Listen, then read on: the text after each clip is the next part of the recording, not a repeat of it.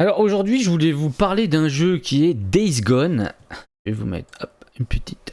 Voilà. Je voulais vous parler de Days Gone, jeu que j'ai fait en let's play aussi il y a 2 ans, je crois. Et c'est un jeu, je vous dis tout de suite, j'ai trouvé ça excellent. Alors c'est un jeu qui se passe dans un monde post-apocalyptique. Ça commence où il y a des zombies qui envahissent une ville. Il est obligé de partir, la Deacon, c'est celui qu'on joue, Deacon. Et sa femme est blessée et elle est prise en charge par un autre hélicoptère qui n'arrive pas là où elle était censée arriver, donc elle est déclarée morte. Et donc on est avec c'est le frère de Deacon, et on va évoluer en fait entre plusieurs camps. Il y a plusieurs camps, un peu comme dans Walking Dead, des camps qui sont... il y a une clôture autour pour empêcher les zombies de venir, et chaque camp va nous donner des missions à faire. Alors la carte est assez grande, c'est sympa, on peut se déplacer à moto ou en voiture, ou pas en voiture, non, à pied. La moto, on peut la réparer,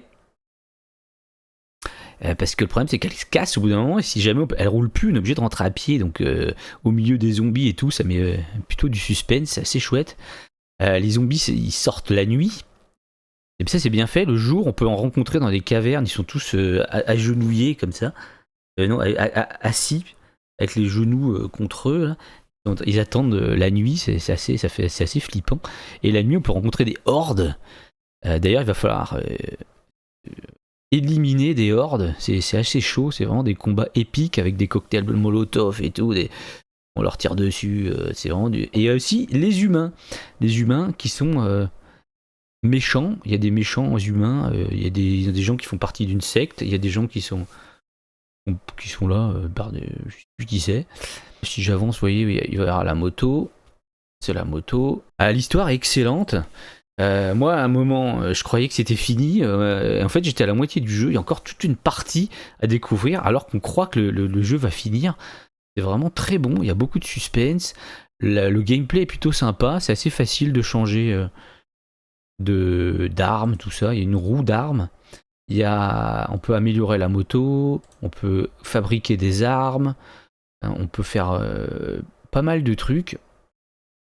On peut s'infiltrer un peu à l'Assassin's Creed. Le personnage aussi, il a un arbre de compétences comme dans le Witcher 3, comme Skyrim, tout ça. Donc c'est plutôt chouette, on a envie d'y retourner dans le jeu.